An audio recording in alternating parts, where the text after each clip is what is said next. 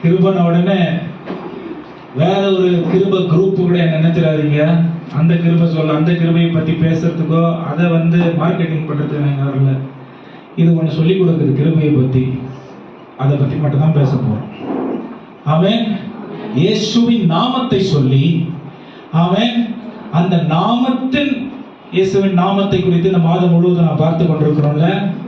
இயேசுவின் நாமத்தை குறித்து கொண்டு, இயேசுவின் நாமத்தை சொல்லி, அதற்கு உள்ளே கிரியை செய்கிற, செயல்படுகிற காரியங்கள் யாரை வெளிப்படுத்துகிறது, யாரை காண்பிக்கிறது, யாரை மிகைப்படுத்துகிறது என்பதை பொறுத்துதான் இயேசுவின் நாமம் அங்கே மகிமைப்படுகிறதா அல்லது இயேசுவின் நாமம் அங்கே கனவீனப்படுத்தப்படுகிறதா என்று புரிந்து கொள்ள முடியும். இயேசுவின் நாமத்தை சொல்லி இன்னைக்கு நிறைய அரசியல்வாதிகள் கூட கிறிஸ்தவ கூடுகைகளுக்கு வந்தா பிரைஸ் தி லார்ட் அப்படின்னு சொல்லி ஆரம்பிக்கிறாங்க.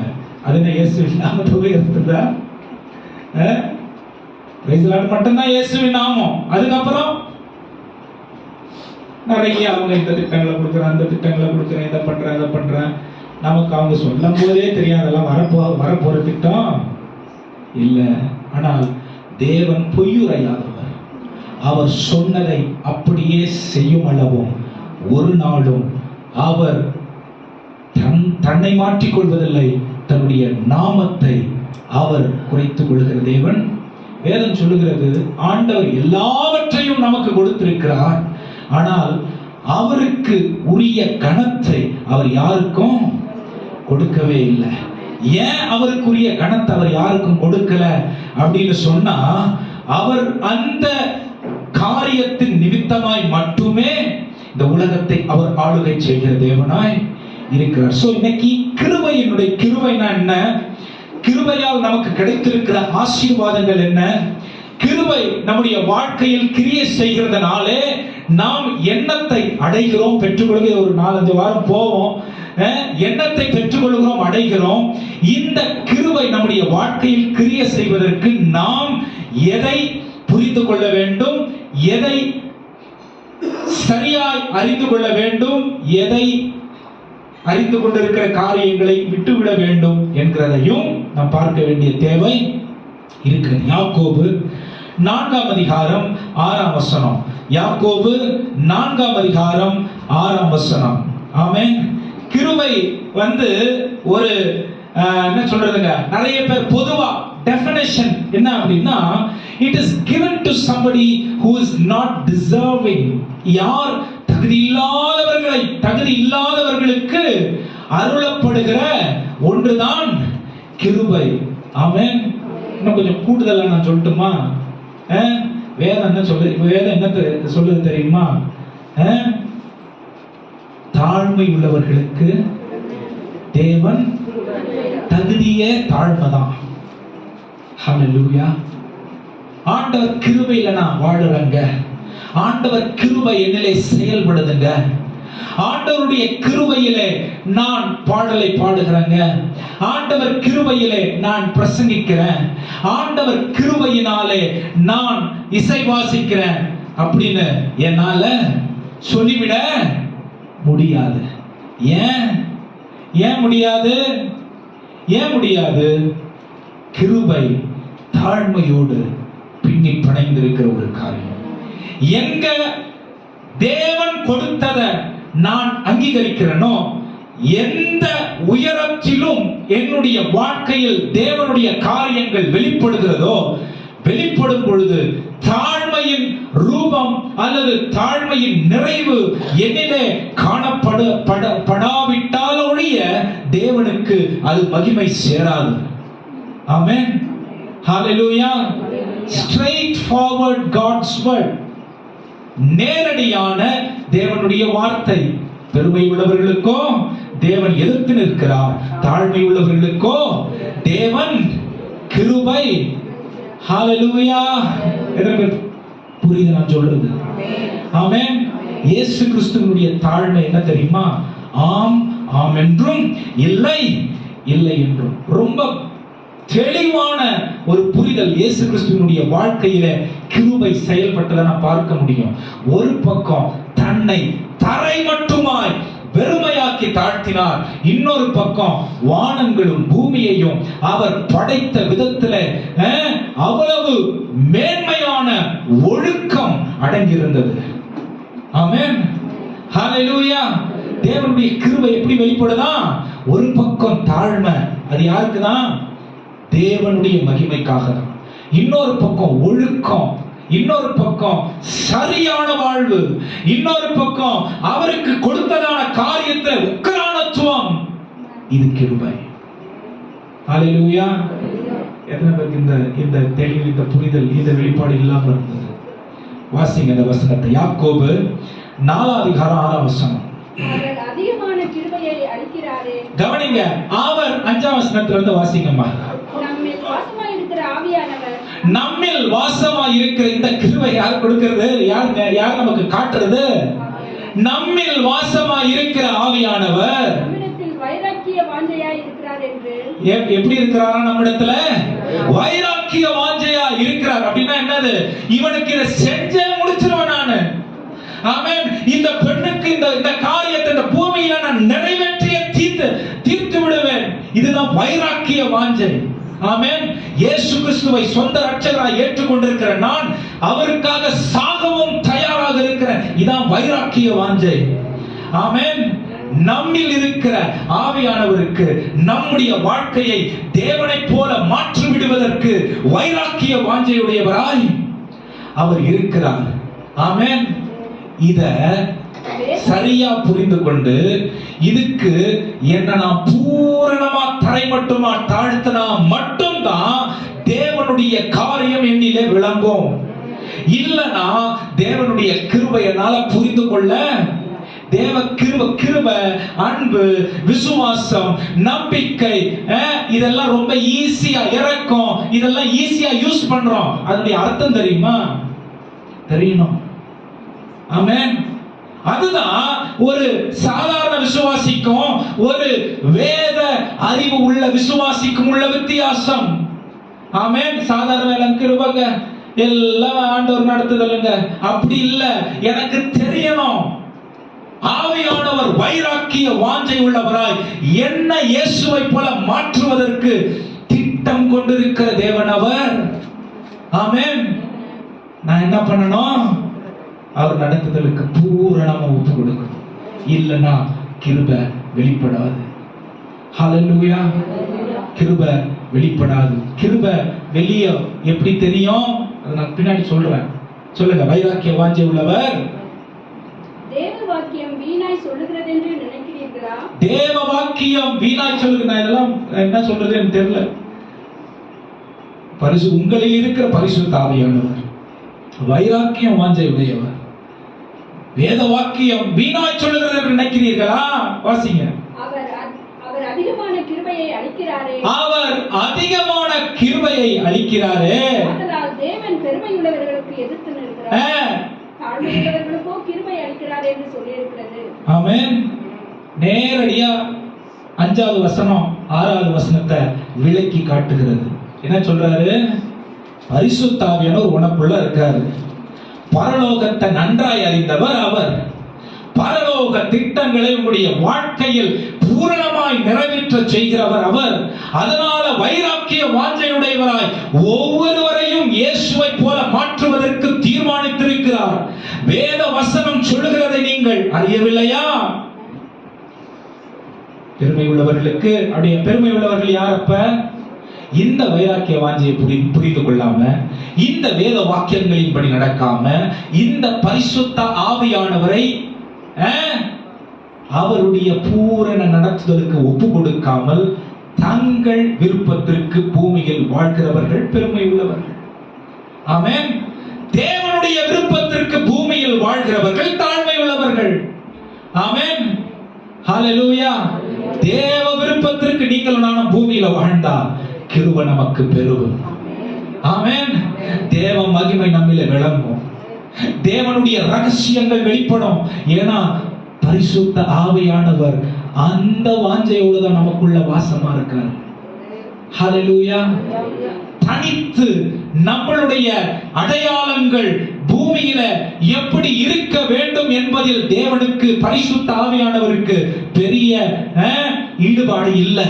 ஆனா ஒவ்வொருவரும், சபையில் சேர்க்கப்பட்ட ஒவ்வொருவரும் பரிசுத்த தேவனுடைய சாயலாய் மாறுகிறவர்களாய் இருக்க வேண்டும் என்பது தேவனுடைய விருப்பம்.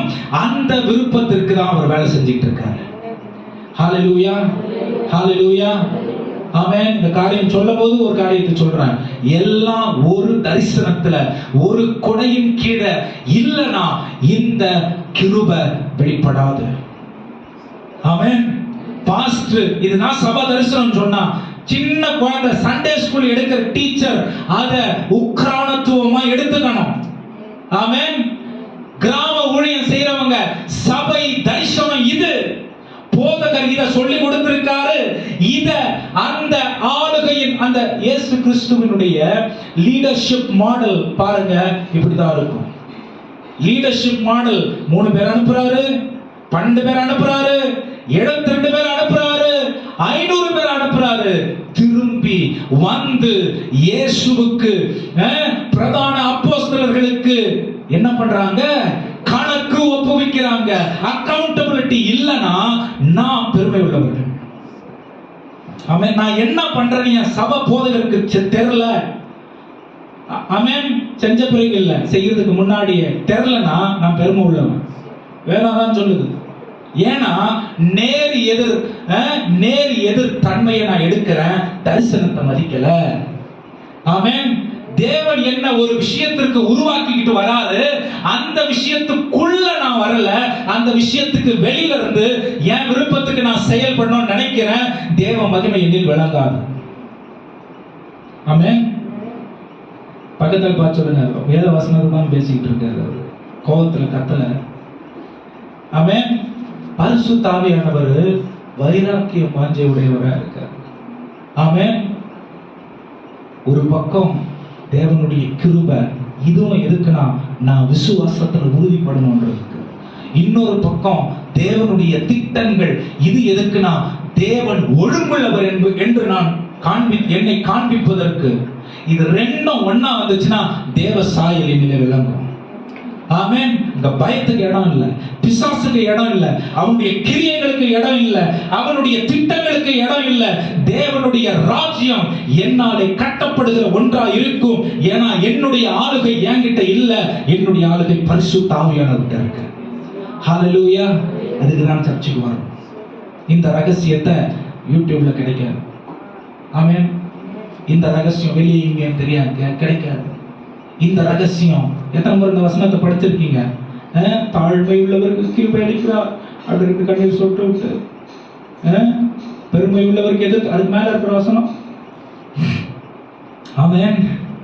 நீங்களும் நானும் புரிதலோட தேவனை உறவாடணும், தேடணும். ஆண்டவருடைய காரியங்கள் எல்லாம் ரொம்ப தெளிவற்றதா இருக்குங்க, அது புரியாதுங்க. அது அப்பப்பதான் இல்ல அவருடைய இதயத்தை வெளிப்படுத்தி வைத்திருக்கிறார். ஆமென். அவருடைய இதயத்தை புரிந்து கொள்ளணும், வேதத்தை திறந்து படிக்கணும். ஆமென். இன்னொரு வசனத்தை கூட வாசிக்கலாம். முதல்ல நான் சொன்னேன், அவர் தாழ்மை உள்ளவருக்கு. யார் தாழ்மை உள்ளவர்கள், யார் தாழ்மை அற்றவர்கள் என்று வேதம் கிறிஸ்தவர்களே தாழ்மையை வெளிப்படுத்த அழைக்கப்பட்டவர்கள், பிரித்தெடுக்கப்பட்டவர்கள். இந்த தாழ்மை என்ன தெரியுமா? தேவனுடைய முழு ஆளுகைக்கு என்னை அர்ப்பணிப்பதுதான் தாழ்மை. ஆமென். என்ன நான் குறைத்துக் கொள்றது இல்ல, நான் ஸ்கில்ஃபுல்லா இருக்க கூடாது, நான் தேறினவனா இருக்க கூடாது, நான் என்னை உருவாக்கி கொள்ள கூடாதவனா இருக்க கூடாது, நான் எதுவுமே செய்யக்கூடாது, நான் வெளியே தெரியக்கூடாது. ஆமென். இரும்பு கூறாக ஆமென், அது வெளியில தெரியும். ஆமென். ஹல்லேலூயா. ஆனா என் புரிதல் என்ன தெரியுமா இருக்கணும்? நான் ராஜ்யத்தின் பிள்ளை, ராஜ்யத்தை வெளிப்படுத்துகிற வேலை தான் என்னுடைய வேலை. ராஜ்யத்தை வெளிப்படுத்துகிறவன் தேவனுடைய கோட்பாடுகளை, சட்ட திட்டங்களை தெளிவாய் நிறைவேற்றுகிறவனாய் இருப்பான். ஆமென். இது வெளிப்படையான சொல்ல வேண்டிய தேவை இருக்கு. ஏன்னா இதுலதான் என்னுடைய வாழ்க்கையின் ஆசீர்வாதம் அடங்கியிருக்கிறது. என்னுடைய பிள்ளைகளுடைய எதிர்காலம் இதுலதான். இது சரியாகாம இது சரியாகாது. ஆமென். சரி ஆகாது. இல்ல நீங்க இப்படிதான் பேசுவீங்க, எடுத்துக்கொள்ளாது உங்க இஷ்டம். ஆனால் தேவன் ஒரு குடையை வைத்திருக்கிறார். ஏதேன் தோட்டம், அப்புறம் நோவாவின் பேட, சிவந்த சமுதிரத்திற்குள்ளே நடந்து போகும் பொழுது இஸ்ரவேல் ஜனங்களுக்கு கொடுத்திருக்கிற கோட்பாடுகள், அதை மீறினதினாலே அவர்களுக்கு நடந்த சம்பவங்கள் எல்லாம் எதை ஞாபகப்படுத்துதுன்னா, தேவனுடைய வழி நடத்துதல் அது ஒண்ணுதான். ஆமென். ஒவ்வொரு நாள் ஒரு சர்ச்சில் இருந்தா அது நடக்காது, புரியாது. ஆமென். ஒவ்வொரு நாள் ஒரு கூட்டத்துக்கு போனா அது புரியாது. ஒவ்வொரு நாள் ஒருத்தவங்களுடைய தொடர்புல இருந்தா அது புரியாது. ஆமென். அதுக்குதான் ஆவிக்குரிய தகப்பன் அப்படி தேவன் வச்சிருக்காரு. அதுக்குதான் ஆவிக்குரிய சபையின் தரிசனம் அப்படின்னு தேவன் கூட வச்சிருக்கிறாரு. இதுக்கு என்னை அடக்கி ஒப்பு கொடுக்கிறதுக்கு பேர் தான் தாழ்மை. அதன் ஆசீர்வாதம் தான் எனக்கு கிருபை. ஹல்லேலூயா, ஹல்லேலூயா. நான் என்ன வேணா பண்ணலாம், சரிங்களா? நான் என்ன வேணா பண்ணலாம், யாரும் என்ன கேட்க. ஆமென். இது பேர் பெருமை. ஹல்லேலூயா. இல்ல, நான் ஒரு சபைக்கு உட்பட்டவன், ஒரு ஆவிக்குரிய பொறுப்பில், ஒரு ஆவிக்குரிய பொறுப்பு எனக்கு இருக்கிறது. நான் என்ன வேணா செய்ய முடியாது. ஆமென்.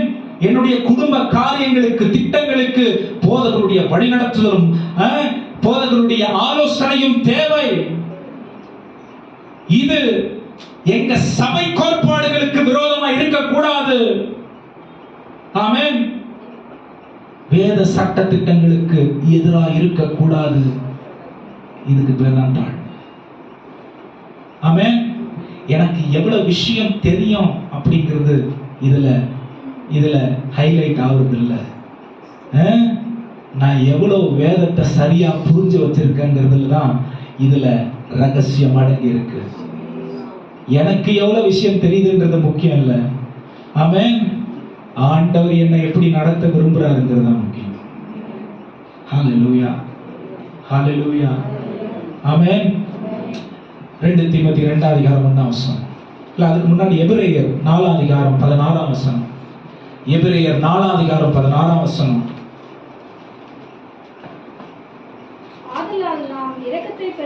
ஆதலால் நாம் இரக்கத்தை பெறவும் ஏற்ற சமயத்தில் சகாயம் செய்யும், கவனிங்க, ஏற்ற சமயத்தில் சகாயம் செய்யும் கிருபையை அடையவும் தைரியமாய் கிருபாசன தண்டையிலே சேர கடவும். தைரியமாய் கிருபாசன தண்டையிலே சேர. ஆமென். இங்க கிருபை நமக்கு என்ன செய்யுதான்? பலனில்லாத நேரத்துல நமக்கு பலன் தரலாம். பலன் இல்ல, ஒத்தாசை செய்கிறது, ஹெல்ப் பண்ணலாம். ரட்சிப்புக்கு ரட்சிப்புல போராடிக்கிட்டு இருக்கனா, பாவத்துல போராடிக்கிட்டு இருக்கனா, மன்னிக்க முடியாம போராடிக்கிட்டு இருக்கனா, சரீர பாடுகள்னால போராடிக்கிட்டு இருக்கனா, வேதனை அடைந்து இருக்கிறனா, வேதத்தின் தெளிவான புரிதல் எனக்கு இல்லையா, இதெல்லாம் சரி பண்றதுக்கு கிருபை எனக்கு ஒத்தாசை செய்கிற கிருபையாய் இருக்குது. வாசிங்க இன்னொரு முறை அந்த வசனத்தை. எபிரேயர் 4ஆம் அதிகாரம் 16ஆம் வசனம். ஆதலால் நாம் இரக்கத்தை பெறவும். ஆண்டவர்கிட்ட நம்ம எப்படி இரக்கத்தை பெற முடியும்? ஆண்டவர்கிட்ட நம்ம எப்படி இரக்கத்தை பெற முடியும்? ஆண்டவர்கிட்ட நம்ம எப்படி இரக்கத்தை பெற முடியும்? இதே பதனாக படிச்சீங்க.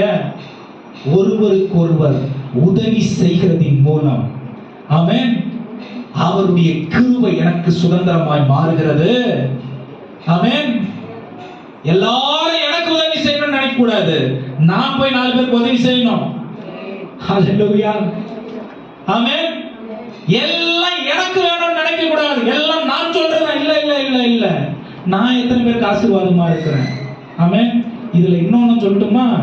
ஆண்டவர் பூமியில் இருக்கும்போது எல்லாரும் லட்ச கோடி கணக்காய் இருந்த ஜனங்களுடைய கண்ணீரை துடைக்கவில்லை, பசியை தீர்க்கல, வியாதியை சுகமாக்கல, ஆனா அற்புதங்களை செய்யல, மரணத்திலிருந்து எழுப்பல.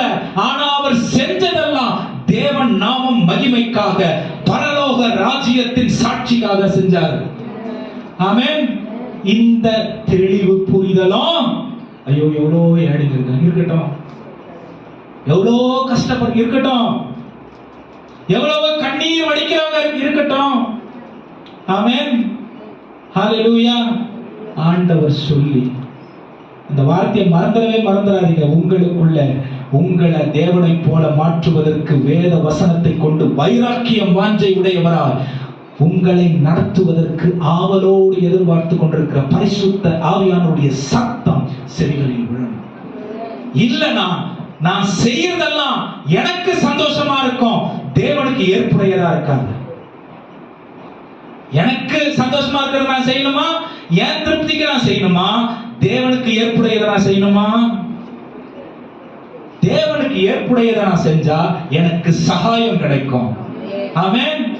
எனக்கு ஏற்புடையதை நான் செஞ்சேன்னா என்ன நடக்கும் சொல்றேன் பாருங்க, நான் கஷ்டத்துல இருப்பேன். நீ கடன் வாங்கி ஒருத்தர் ஹெல்ப் பண்ணு நான் சொல்ல. ஆமென். உன்னுடைய பலத்திற்கு ஏற்ப.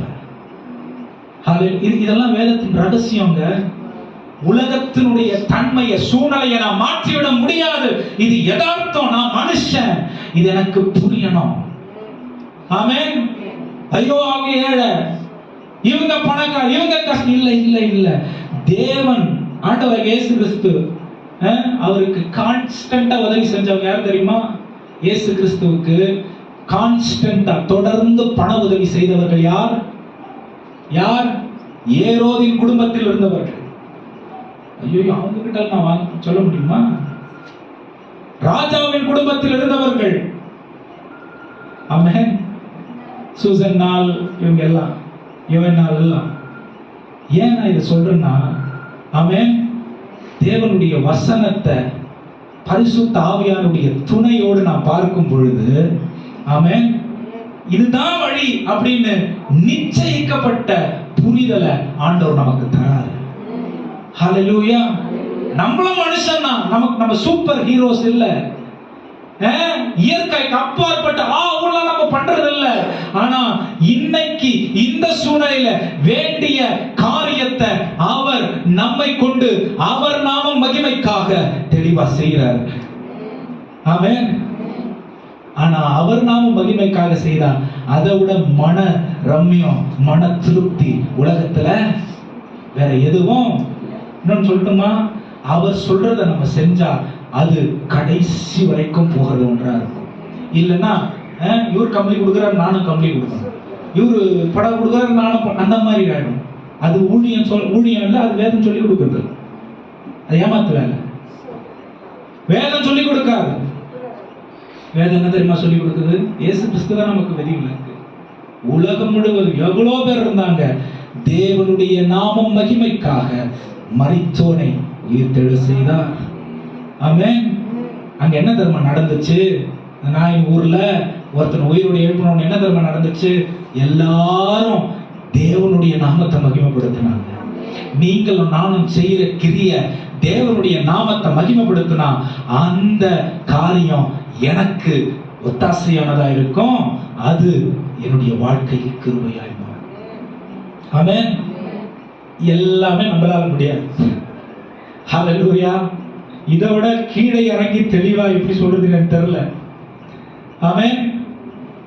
உங்களுக்குள்ள இருக்கிற பரிசுத்த ஆவியானவர் உங்களை தெளிவுபடுத்தட்டும். ஹல்லேலூயா.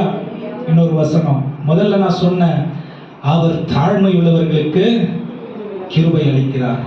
இரண்டாவது நான் சொன்னேன், அவர் என்ன பண்றாரா?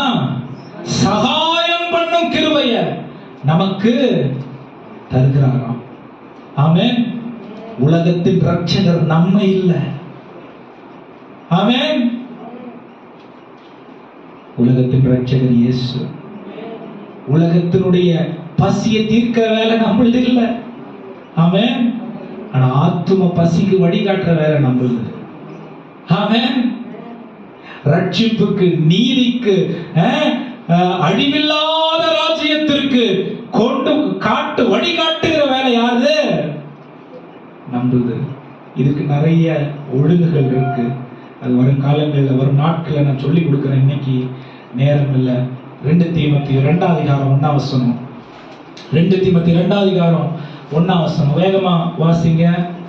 3ஆம் வசனம். ஆதலால் என் குமாரனே, கவனிங்க. ஆதலால் என் குமாரனே, ஆவிக்குரிய தகப்பன் ஆவிக்குரிய மகனுக்கு எழுதுகிற ஒரு காரியம். ஆதலால் என் குமாரனே, நீ கிறிஸ்து இயேசுவில் உள்ள கிருபையை நீ கிறிஸ்து இயேசுவில் உள்ள கிருபையில் பலப்படு. கிருபையில் பலப்படு. ஆமென்.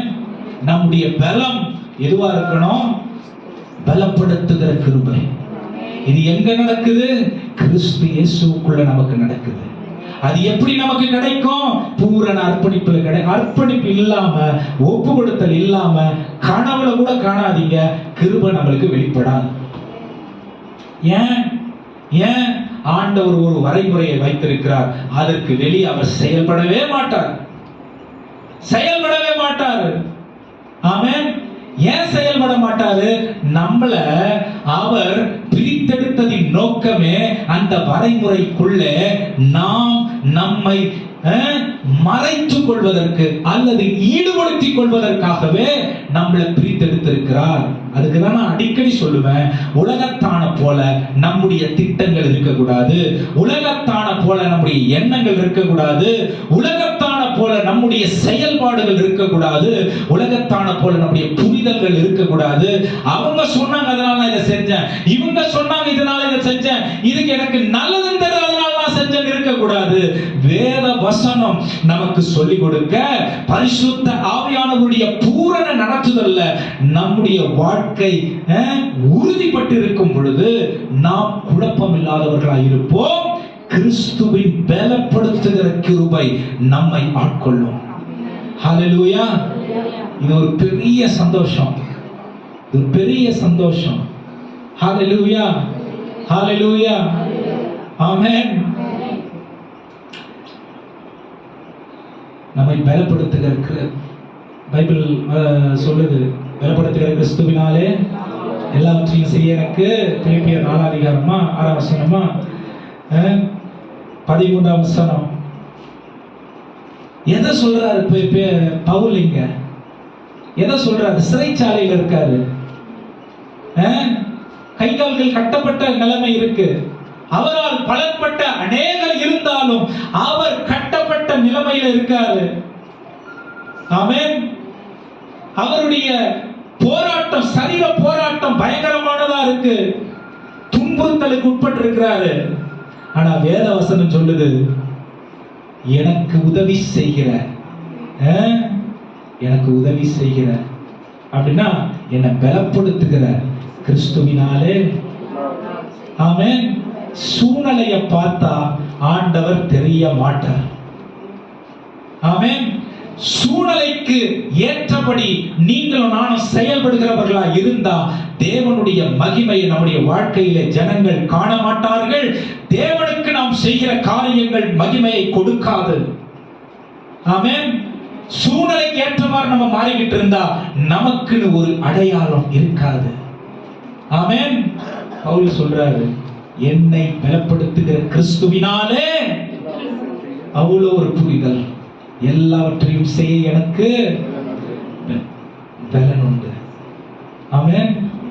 ஹல்லேலூயா. ஒன்னு சொல்லட்டுமா? இந்த கீபோர்டு மேல இந்த பாக்ஸ் தூக்கி வச்சா என்ன ஆகும்? சொல்லுங்க, என்ன ஆகும்? கீபோர்டு மேல ஒரு கீழே இந்த மைக்கை வச்சுட்டு, மைக்கை கீழே வச்சுட்டு இதை தூக்கி மைக் மேல வச்சா என்ன ஆகும்? சொல்லுங்க சத்தமா. ஏன் நசுங்கம்? ஏன் நசுங்கம்? சொல்லுங்களேன். அதுக்காக அது அதுக்காக அது படைக்கப்படவில்லை. இந்த கீபோர்டு மேல இந்த பாக்ஸை வைக்கிறதுக்காக இந்த கீபோர்டை உருவாக்கல. கீபோர்டுக்குன்னு ஒரு வேலை, மைக்குக்குன்னு ஒரு வேலை. ஆமென். எல்லாத்தையும் எல்லாரும் செய்ய முடியாது, செய்ய ட்ரை பண்ணவும் கூடாது. ஹல்லேலூயா. அதனாலதான் நசிங்கி போய்கிறது வாழ்க்கை எல்லாம், அதனாலதான் குழப்பத்திலேயே வாழுது, அதனாலதான் தேவையில்லாத பிரச்சனைகளை வாழ்க்கையில் தேடி வைத்துக் கொண்டு எப்படி அதை விட்டு மீண்டு வர முடியுமோ என்ற தவிப்புல இருக்கிறது. ஏன் அப்படின்னா ஆண்டவர் நம்மள ஆண்டவர் எப்படி படைச்சிருக்காரு? போராடி ஐயோ அம்மா இல்ல இல்ல இல்ல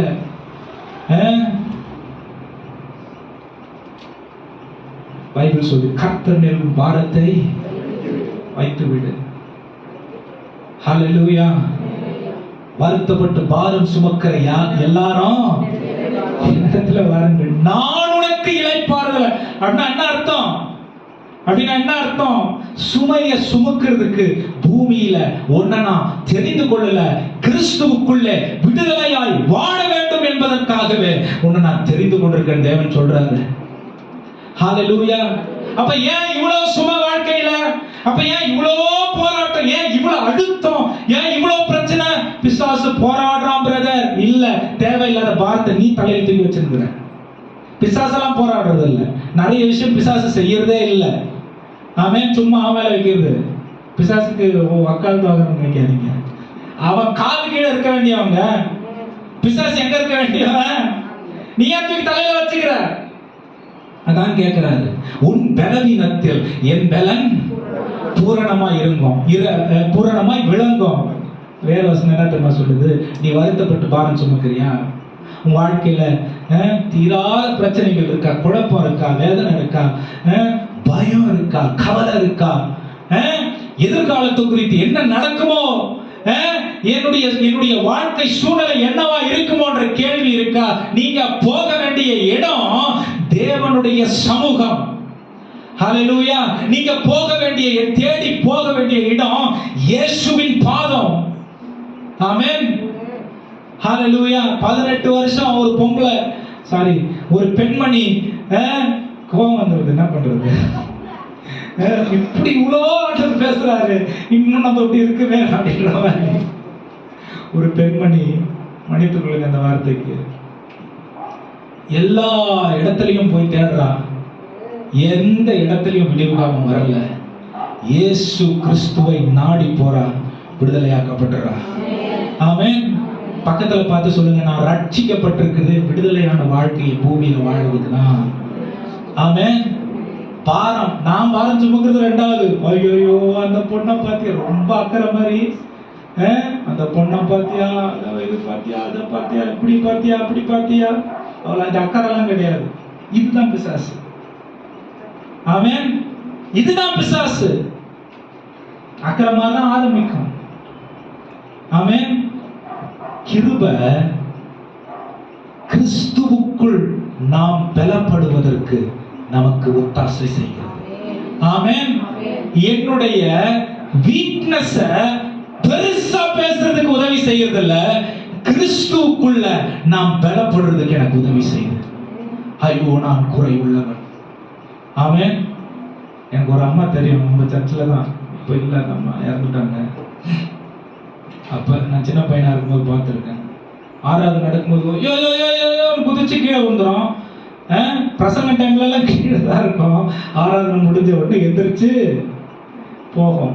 வசனமே உள்ள போல. ஆனா அந்த அம்மாவுடைய முழு கிறிஸ்தவமும் ஐயோ அவ்வளவுதான். ஆமென். ஹல்லேலூயா. எதுக்கு இந்த உதாரணம் நான் சொல்றேன் தெரியுமா? ஆண்டவர் நம்ம சந்தேகத்திலேயே வாழறதுக்காக அழைக்கல, தெளிவுல வாழ அழைத்திருக்கிறார். ஆமென். நம்ம செய்யறது நமக்கு எதுக்கு செய்யணும்னு தெளிவாய் அவர் நம்முடைய வேத வசனத்தில், வேத வாக்கியங்களை எழுதி வைத்திருக்கிறார். அபிஷேகத்துக்கு நான் எதிரானவன் இல்லை. ஆமென். நேற்று 2.5 மணி நேரம் டிராபிக் வேற, வண்டியில வந்தேன். 2.5 மணி நேரமும் அந்நிய பாஷை பேசிக்கிட்டே வந்தேன். உங்க எல்லாரோட நான் அதிகமா அந்நிய பாஷை, பவுல் சொல்ற மாதிரி நான் சொல்றேன், நான் அதிகமா அந்நிய பாஷை பேசுறவன் தான். அவன் ஆவிலே நிறைகிறவன் தான். தேவனுடைய வல்லமைகளை நான் குறைவாய் எண்ணுவதில்லை. பரிசுத்த ஆவியானவருடைய கிரியைகளை நான் குறைவாய் எண்ணுவதில்லை. ஆமென். ஆனா அவ்வளவுதான் அவருக்கு கிடையாது. ஆமென். வாழ்க்கை மேல வர்றதுக்கு இன்னும் நிறைய இருக்கு. கண்களை திறந்து பாருங்கன்னு சொல்றேன். அவ்வளவு. ஆமென். அவ்வளவுதான் இல்ல. முதற்படியிலேயே 40 வருஷத்தை கழிச்சிடாதீங்க, 20 வருஷத்தை கழிச்சிடாதீங்க. ஆமென். இன்னும் பரத்திற்கு ஏறி போக வேண்டியதற்கு இந்த பரிசுத்த ஆவியானவருடைய துணை தேவைப்படுகிறது. முதற்படியில அதிக நேரத்தை செலவிட்டுறாதீங்க. ஆமென். ஒவ்வொரு படியும் நமக்கு திருப்தியை கொடுக்கும். ஒவ்வொரு படியும் நமக்கு திருப்தியை கொடுக்கும். ஆனால் அது இல்ல நமக்கு நிறைவு. பக்கத்துல பார்த்து சொல்லுங்க, ஒவ்வொரு படியும் நமக்கு திருப்தியை கொடுக்கும். உங்களுக்கு ஆண்டவர் சுகமளிக்கும் வல்லமையை கொடுத்து அது திருப்தியை கொடுக்கும். ஆனா அது நிறைவு இல்லை. உங்களுக்கு ஆண்டவர் தீர்க்கதரிசன வரங்களை கொடுத்தால் அது திருப்தியை கொடுக்கும். ஆனால் அதிலேயே இருந்து விடுவதற்கு தேவன் உங்களை அந்த திருப்தியில இருக்கிறதுக்கு விடமாட்டாரு. நாம் பரத்திற்கு ஏறுவதற்கு பரிசுத்த ஆவியானவர் உதவி செய்கிறார். ஆமென். அந்நிய பாஷை திருப்தியை கொடுக்கும். ஆனா அதிலேயே நின்று விடுவதற்கு நமக்கு போதாது. ஹல்லேலூயா. நான் 10வது படிக்கும் போதே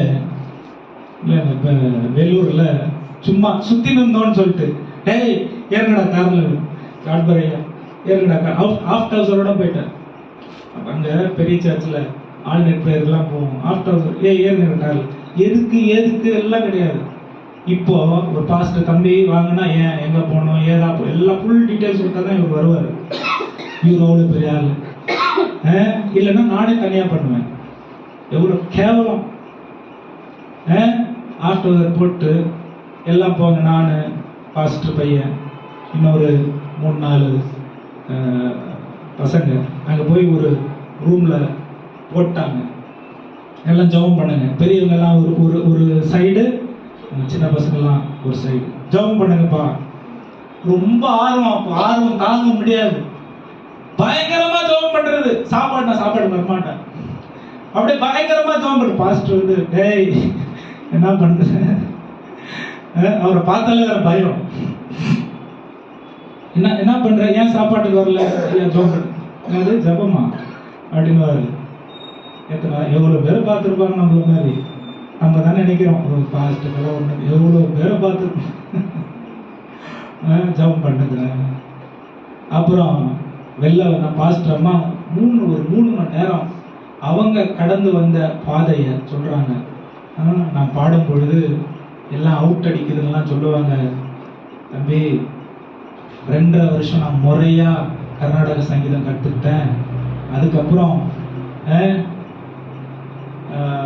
வேற நாமங்கள் எல்லாம் அதில் வந்துச்சு. அதனால என்னுடைய அர்ப்பணிப்பு அதில் இல்லை, எனக்கு இஷ்டம் இல்லைன்றதுனால நான் அதை விட்டுட்டேன். அவன் முறையா கற்றுக்கொண்டு அவன் தூரத்திலிருந்து பார்க்கும்பொழுது இவங்க என்ன அப்படி பண்ண, ஹல்லேலூயா. கிட்ட வந்து பார்த்த ஒவ்வொருத்தவங்களுடைய ஒரு சகோதரி போன வாரத்தில் ஒரு 2 வாரம் நான் ஹாஸ்பிட்டலுக்கு போல வேற ஒரு காரியம், அது ஆண்டவருக்கு மகிமை இடத்துல இருக்கும்பொழுது ஒரு சகோதரி எப்பவுமே கோபமா இருப்பாங்க. அவங்கள பார்த்தாலே எரிச்சலாக இருக்கிற மாதிரி இருப்பாங்க. பேசுறதுக்கு கொஞ்சம் தயக்கமா இருக்கும்.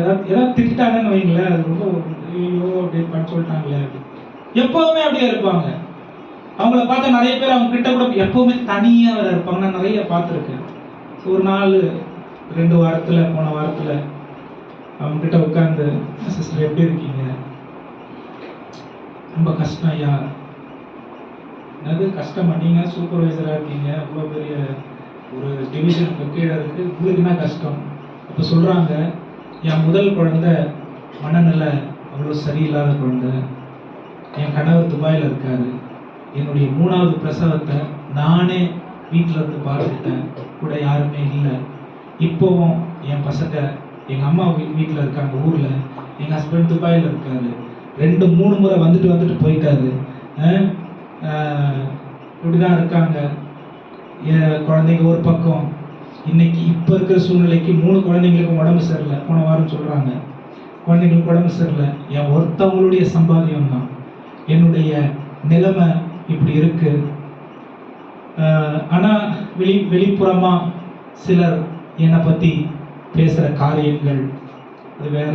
மனசுக்கு நான் ஆண்டவருக்கு உண்மையாக இருக்கணும், எனக்கு கொடுத்த சின்ன விஷயத்தில் நான் உண்மையாக இருக்கணும்னு நான் நினைக்கிறேன் அப்படின்னு சொல்லி என்னுடைய மனநிலை அவங்கள குறித்து வேற மாதிரி இருந்துச்சு. ஆனால் அவங்ககிட்ட பேசும்பொழுது அவங்களுடைய சூழ்நிலை வேதனையான ஒரு நிலைமை. ஒரே ஒரு பெண் தனியாக ரூம் எடுத்து தங்கியிருக்காங்க. 6 மாசத்துக்கு 8 மாசத்துக்கு ஒரு முறை தான் அவங்க ஹஸ்பண்டு வெளிநாட்டுல இருந்து வரணும். அங்க கூட ஒன்றும் பெரிய வேலைலாம் கிடையாது, சாதாரணமான வேலை. இங்க அவங்க அம்மா வீட்டுல 3 குழந்தைங்க, பெரிய குழந்தை மனநிலை சரியில்லை, 3 பெண் பிள்ளைங்க. இந்த அம்மா மட்டும், இந்த பெண் மட்டும்தான், ஒரு பெரிய சம்பளம்லாம் கிடையாது. குடும்பத்தை பார்க்கணும், அப்பா அம்மாவை பார்த்துக்கணும், இங்கேயும் வாடகை கட்டிக்கணும், டைமுக்கு வேலைக்கு வரணும், சனி ஞாயிறு போய் குழந்தைங்களை பார்க்கணும். அவன் ஆனா வெளியில பேர் என்னது, எரிச்சலா இருக்காங்க. இந்த எரிச்சலை வேதனைன்னு எடுத்துக்கலாமா, பொறுப்புணர்வுன்னு எடுத்துக்கலாமா, சுமைன்னு எடுத்துக்கலாமா? கிறிஸ்தவர்கள் தான் பார்ப்பாங்க. ஆனா கிறிஸ்துவை அல்லாதவர்கள், ரட்சிக்கப்படாதவங்களை நான் சொல்ல, ரட்சிக்கப்பட்டு கிறிஸ்தவை அல்லாதவர்கள், இது ஏன் எப்பவுமே அப்படிங்குது? ஆமென். ஒவ்வொருத்தருக்கும் ஒரு கதை இருக்கு. ஆமென், ஹல்லேலூயா. அப்ப ஏன் பரிசுத்த ஆவியானவர் நமக்கு தேவை? ஏன் தேவனுடைய வழிநடத்துதலும் திட்டங்களும் நமக்கு தேவை அப்படின்னா, அவருடைய இதயம் நமக்கு வெளிப்படுறதுக்கு தேவை. அது வெளிப்படுகிறதை தான் கிருபை என்று வேதம் சொல்லுகிறார். ஹல்லேலூயா. அவருடைய இதயத்தை அவர் வெளிப்படுத்துறார் பாருங்க, அதுதான் கிருபைன்னு வேதம் சொல்லுது. ஆமென். எபிரேயர் 12 அதிகாரம் 28 வசனம். வேகமா வாசிங்க, 2 வசனங்களை கொடுத்து நான் முடிக்க விரும்புகிறேன். எபிரேயர் 12 அதிகாரம் 28 வசனம். ஆதலால் அசைவில்லாத ராஜ்யத்தை பெறுகிறவர்களாகிய நாம், அசைவில்லாத ராஜ்யத்தை, அசைவில்லாத ராஜ்யத்தை பெறுகிறவர்களாகிய நாம் பயத்தோடும் பக்தியோடும் தேவனுக்கு பிரியமாய் ஆராதனை செய்ய கொஞ்சம் மட்டமான டிரான்ஸ்லேஷன். தேவனுக்கு பிரியமாய் வாழ்க்கையை வாழும்படி அப்படின்னா ஒரிஜினல் லாங்குவேஜ்ல இருக்கு. தேவனுக்கு பிரியமான வாழ்க்கையை வாழும்படிக்கு வாசிங்கம்மா. கிருபையை பற்றி கொள்ள இந்த வாழ்க்கையை, அழிவில்லாத அசைவில்லாத ராஜ்யத்தை சுதந்திரமாய் பெற்றுக்கொள்வதற்கு எப்படி இதை பெற்றுக்கொள்ள முடியுமா? தேவனுக்கு நாம் சேவை செய்வதின் மூலம். ஆமென். பக்தியோடும் பயத்தோடும் பூமியில ஒழுக்கத்தோடும் கட்டுப்பாடோடும் வேத வசனத்தின்படி வாழ்கிற அந்த வாழ்க்கையின் நிமித்தமாக மட்டுமே தேவனுடைய கிருபையை பெற்றுக்கொள்கிறோம். ஹல்லேலூயா, ஹல்லேலூயா. கிருபைனா எதுக்கு யூஸ் பண்ணுவோம்? இனிமே கிருபைனா எதுக்கு யூஸ் பண்றது? ஆண்டவர் கிருபை கொடுத்திருக்காரு, சபையில என்ன உபயோகப்படுத்துறது? ஆண்டவர் எனக்கு இந்த கிருபெல்லாம் கொடுத்திருக்காரு. ஆமென். வேதம் அங்கீகரிக்கணும். ஆமென். வேதம் அங்கீகரிக்கணும். வேதம் எப்படி அங்கீகரிக்கும்? தாழ்மையின் மூலம், அவரிலே பலன் கொள்ளுவதின் மூலம், கிறிஸ்துவில் பலன் கொள்ளுவதின் மூலம், சகாயத்தை மற்றவர்களுக்கு நாம் செய்கிறதினால, அவரிடத்தில் சகாயம் பெற்றவர்கள் மற்றவர்களுக்கு சகாயம் செய்வதன் மூலம். 4வது, அவருக்கு பயபக்தியோடு, பயத்தோடு அவருக்காக அவர் விரும்புகிற வாழ்க்கையை வாழ, சேவையாய் இதை செய்ய கிருபை நமக்கு கொடுக்கப்பட்டிருக்கிறது. ஹல்லேலூயா. எத்தனை பேர் நினைக்கிறீங்க இவ்வளவு டீட்டெயிலா ஆண்டவர் நம்மளை உருவாக்குவாரா அப்படின்னு எத்தனை பேர் நினைக்கிறீங்க? இவ்வளவு டீட்டெயிலா. ஆமென். என் புரிதல்ல மாற்றம் வரணும், என் உணர்வுல மாற்றம் வரணும், என் வாழ்க்கை முறைமையில மாற்றம் வரணும், என் பேச்சில மாற்றம் வரணும், என் பார்வையில மாற்றம் வரணும், என் சிந்தையில மாற்றம் வரணும். இதுதான் கிருபை. ஆமென். ஏன்னா இதெல்லாம் இயேசுவை போல மாறினா மட்டும்தான் பூமிக்கு நான் சாட்சியா இருப்பேன். இல்லனா நான் இங்க உட்கார்ந்து அல்லேலூயா சோத்ரம் சோத்ரம் ஆண்டவரின் வண்டியில போய் கொண்டிருக்கும் போது அந்த சாட்சியை பெருசா சொல்லிட்டு இருப்பேன். கிறிஸ்துவுக்கு உலகத்திலே நான் சாட்சியா இருக்க மாட்டேன். சாட்சியா என் வாழ்க்கை வெளிப்படாது. ஆமென். பாருங்க எவ்வளவு நிர்விசாரமா தேவன் எதிர்பார்க்கிறதே வேற ஒண்ணு, நம்ம வாழ்ந்துகிட்டு இருக்கிறதே வேற ஒரு புரிதலும் நிலைமையும். ஆமென். இதுதான் கிருபை கொடுக்கப்பட்டிருக்கு. யாத்திராகமம் 33 அதிகாரம் 16 வசனம். இந்த வசனம் இன்னும் ரொம்ப ஆழமா தேவனுடைய நடத்துதலை நமக்கு ஞாபகப்படுத்தும். யாத்திராகமம் 33:16 வசனம்.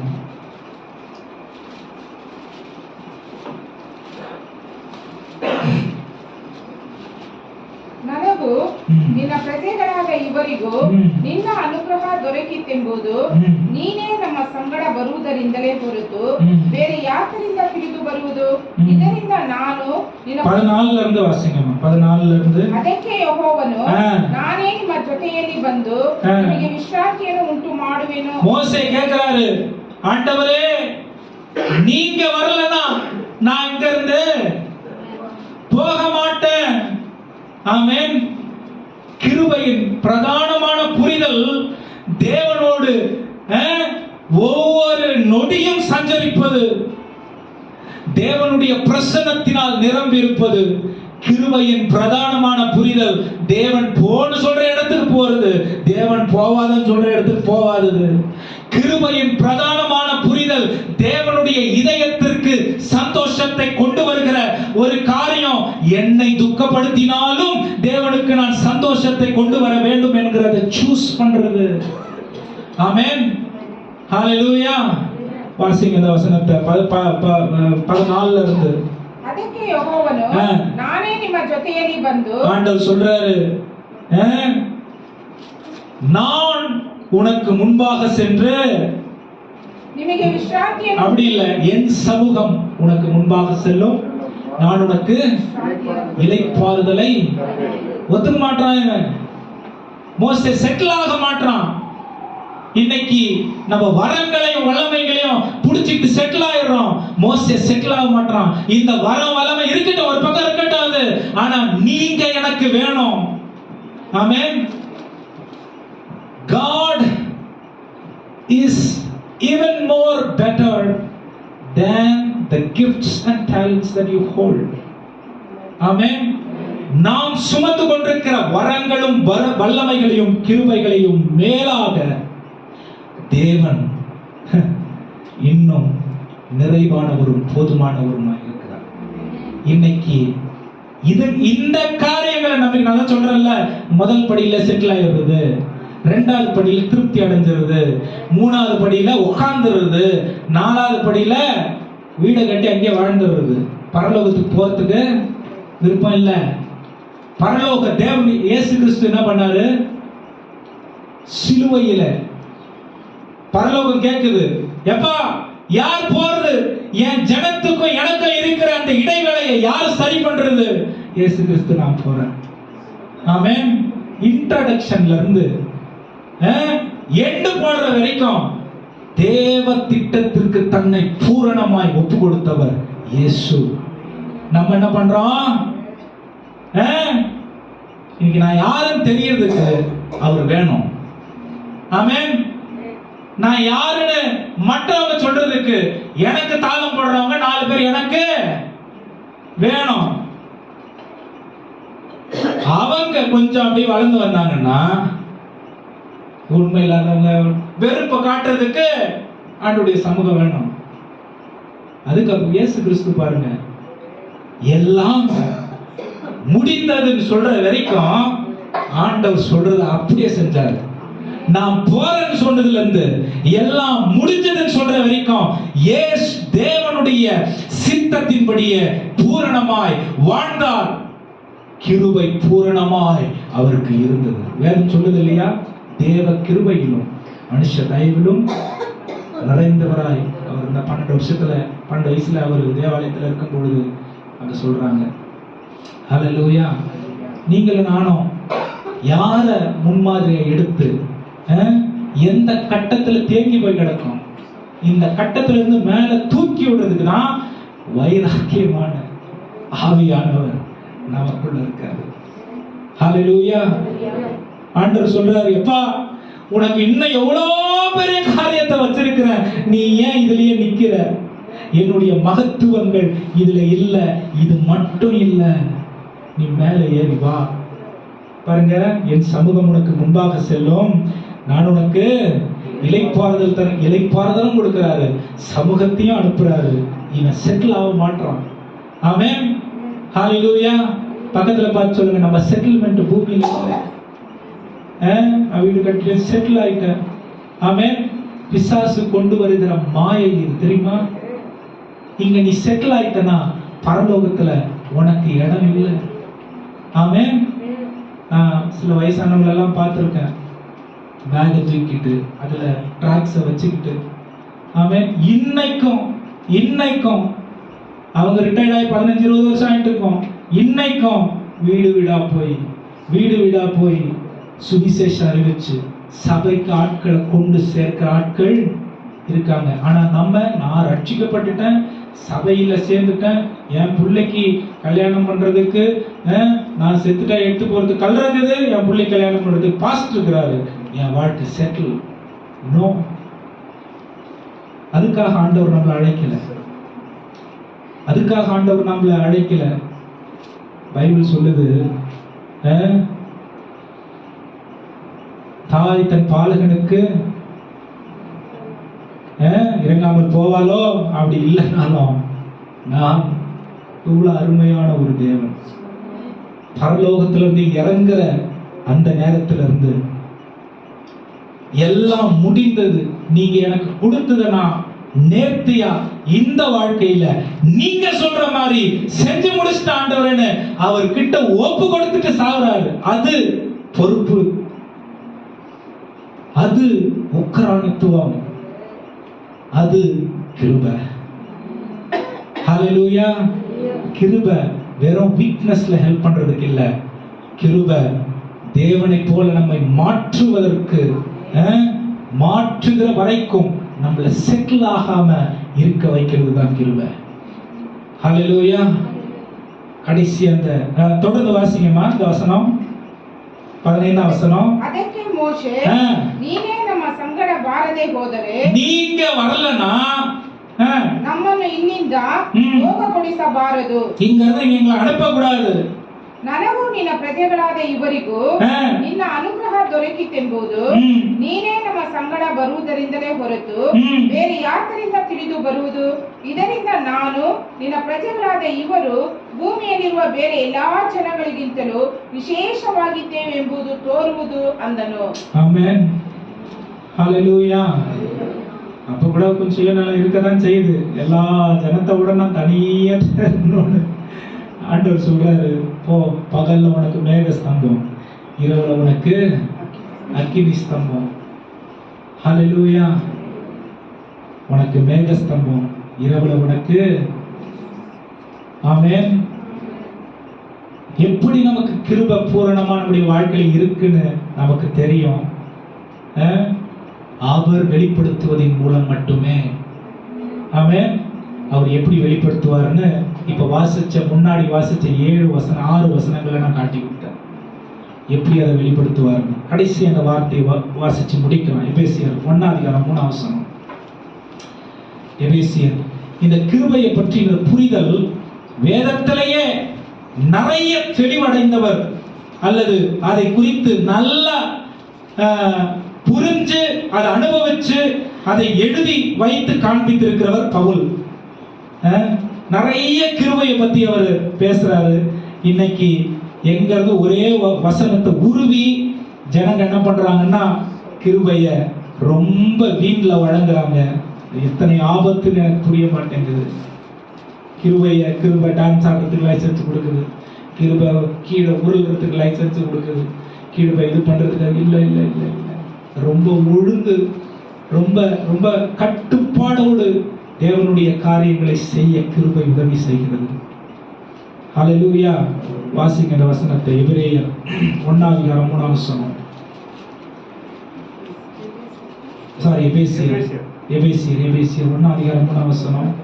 நம்முடைய கர்த்தராகிய இயேசு கிறிஸ்துவின் பிதாவாகிய தேவனுக்கு ஸ்தோத்திரம். நம்முடைய கர்த்தராகிய இயேசு கிறிஸ்துவின் பிதாவாகிய தேவனானவருக்கு ஸ்தோத்திரம். அவர் கிறிஸ்துவுக்குள் உன்னதங்களிலே ஆவிக்குரிய சகல ஆசீர்வாதத்தினால் கவனிங்க, அவர் கிறிஸ்துவுக்குள்ளே உன்னதங்களிலே ஆவிக்குரிய சகல ஆசீர்வாதத்தினாலே நம்மை ஆசீர்வதிக்கிறார். நீங்க அப்படியே கீழே வாசிச்சீங்கன்னா வாசிங்க. நம்முடைய பிதாவாகிய தேவனாலும் கர்த்தராகிய இயேசு கிறிஸ்துவினாலும் உங்களுக்கு கிருபையும் சமாதானமும் உண்டாவதாக. வேற வழியே கிடையாது. ஆமென். எப்படி இது நடக்குது அப்படின்னு சொன்னா, பவுல், நான் வர வாரத்துல இதை சொல்றேன், திரும்ப இங்க இருந்து நான் ஆரம்பிக்கிறேன், ஒருவேளை நேரம் கிடைச்சதுன்னா. பவுல் என்ன தெரியுமா சொல்றாரு? அவரவர்களுக்கு அளிக்கப்பட்ட கிருபைகளையே அவரவர்கள் கவனிக்கத்தக்க புரிதலை பரிசுத்த ஆவியானவர் எங்களுக்கு கொடுத்திருக்கிறாரே என்று சொல்லி என்ன சொல்றாருன்னா, அப்போஸ்தலர் நடபடிகள் என்ன சொல்றாருன்னா, பேதுருவுக்கு எப்படி யூதர்களை ரட்சிப்புக்குள் நடத்துவதற்கு தேவன் கிருபை அளித்தாரோ, அதே போல எனக்கு புறஜாதிகளில் இருக்கிற அநேகரை ரட்சிப்புக்குள் நடத்துவதற்கு அதே கிருபையை எனக்கு பகிர்ந்தளித்திருக்கிறார். ஆனா பவுல் ஒரு 7 இடத்துல வேதத்தில் என்ன தெரியுமா சொல்றாரு? இவர்களில் எல்லாரை விட நான் சிறியவன் என்று தாழ்மைக்கு அடையாளம். நான் எங்க ஆரம்பிச்சேன் அங்கே வரேன். ஆமென். இவர்கள் எல்லாரை விட நான் சிறியவன் என்று எண்ணுகிறேன். ஆனாலும் எனக்கு அளிக்கப்பட்ட கிருபையின்படியே நான் உங்களுக்கு போதிக்கிறேன். ஆமென். எவ்வளவு கிளாரிட்டி, தெளிவு பாருங்க. ஏன் இவங்க எல்லாருடைய பவுல் சிறியவரு? இயேசு கிறிஸ்துவை தொட்டு பார்த்தாங்க, இயேசு கிறிஸ்து பேசுறத நேரடியா கேட்டாங்க, இயேசு கிறிஸ்துவை கட்டி அணைச்சாங்க. அவர்கள் கிருபையில் மிகுந்தவர்களாய் இருந்தார்கள். ஆனாலும் இவங்கெல்லாம் நான் சின்னவன், ஏன்னா நான் ஓடிக்கொண்டிருந்தேன் சபையை அழிக்க வேண்டும் என்ற எண்ணத்தோடு சபையில் இருந்து சபைகளை அழித்துக் கொண்டிருந்தான். தெரியுமா? யூத முறைமையின்படி சபையில் இருந்து இயேசு கிறிஸ்துவின் முறைமையின்படி இயேசு கிறிஸ்துவால் உருவாக்கப்பட்ட சபையை அடித்துக் கொண்டிருந்தான். சடங்காச்சாரத்தை புடிச்சுக்கிட்டு இயேசுக்காக வாழ முடியாது. ஆமென். எல்லா சபைகளும் இப்படிதான் வாழ்றாங்க, நாங்களும் வாழறோம். இல்ல, வேதத்தை திறந்து கண்களை வேதத்தின் மீது பதித்து பரிசுத்த ஆவியானவர் சொல்லுகிற வாழ்க்கையை நம்ம வாழணும். ஆமென். அதெல்லாம் முடியாதுன்னு கிடையாது, முடியணும். ஏன் முடியணும்? ஒரே வழி பரலோகத்துக்கு போறதுக்கு அது மட்டும்தான். ஆமென். ஒரே வழி பரலோகத்துக்கு போறது அது மட்டும்தான். குறைவானவைகளில் கண்களை பதிக்காமல் நித்தியத்திற்கு நம்மை சேர்க்கும் பொருட்டு நமக்குள்ளே வைராக்கிய வாஞ்சையுடையவராய் பரிசுத்த ஆவியானவர் இருக்கிறார். பவுல் சொல்றார், எல்லாரை விட நான் சிறியவன். ஆமென். ஆனா வேதத்துல நீங்க பாத்தீங்கன்னா, நான் கீழே விழுந்த அந்த நேரத்துல என்ன நான் உணர்ந்தேன். பைபிள் சொல்லுது, தாழ்வில் என்னை நினைத்தவரை துதியுங்கள், அவர் கிருபை உள்ளது. தாழ்வுனா ஏழையா இல்ல இல்ல இல்ல இல்ல. நீ ஏழ்மையா இருக்கிறதோட பாவத்தில் இருக்கிறது தான் ஆபத்து. நீ ஏழ்மையா இருக்கிறதோட போதை பழக்க அடிமைத்தனத்தில் இருக்கிறது தான் ஆபத்து. நீ ஏழையா இருக்கிறதோட புறம் சொல்லுவது, குறை சொல்லுவது ஆபத்து. ஏழையா இருக்கிறத விட மற்றவர்களுடைய காரியங்களை இச்சிப்பது ஆபத்து. ஏழையா இருக்கிறத விட அபகரிக்கிற மனநிலை இருப்பது ஆபத்து. ஏழையா இருக்கிறத விட தேவனுடைய ஸ்தானத்தை எடுக்கணும்னு நினைக்கிறது ஆபத்து. ஆமென். இதுக்கு ஏழையா இருந்துட்டு பாரு, எதிர புரியுதுன்னு சொல்றாரு. ஆமென். அந்த தாழ்வு அவர் சொல்லல, ஏழையா இருக்கு. நான் ஆவிக்குரிய வாழ்க்கையில் எவ்வளவு ஏழையா இருக்குன்றதான் நம்ம கவனித்து பார்க்க வேண்டிய தேவை இருக்கு. ஆமென். ஐஸ்வர்யவான், அப்புறம் லாசரு கதை கேட்டிருக்கீங்களா? உலகத்துல இதுதான் இல்லைன்னு அவனுக்கு இல்லை. ஆனால் லாசருவுக்கு பரலோகத்திற்கு போற அளவிற்கு ஆமென் தான் ஆவியில் ஐஸ்வர்யவானாய் இருந்தான். பூமியில் ஐஸ்வர்யவானாய் இருப்பதை விட ஆவியில் ஐஸ்வர்யவானாய் இருப்பது நலம். இதுதான் கிருபை செய்யும். ஹல்லேலூயா. உலகம் காட்டுறதுக்கு மாறாய் பரலோகத்திற்கு வழி காட்டுகிறது கிருபை. ஆமென். உலகம் காட்டுறதுக்கு அல்லது உலகம் ஈர்க்கிறதுக்கு மாறாக கட்டுப்பாடோடு வாழ்கிற அந்த வாழ்க்கைக்கு குள்ளே கொண்டு போகிறது தான் கிருபை. இது தாழ்மையினால் மட்டுமே உருவாகும். எந்த உயரத்துக்கு நான் எட்டினாலும் ஆமென், தேவனுக்கு உகந்த கணத்தை தேவனுக்கு மட்டுமே இது கொடுக்கும். கண்களை மூடி கர்த்தரை நோக்கி பார்க்கலாம்.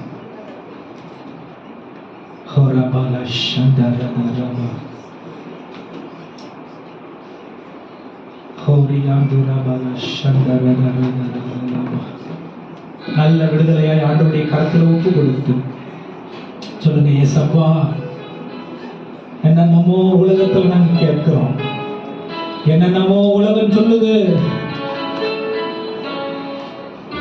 ஆனால் எங்களுடைய நிலைமை உம்மால மட்டும்தான் நிறைவாக முடியும்.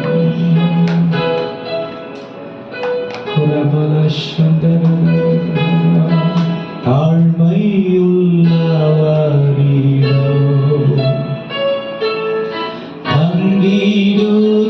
கிருபை,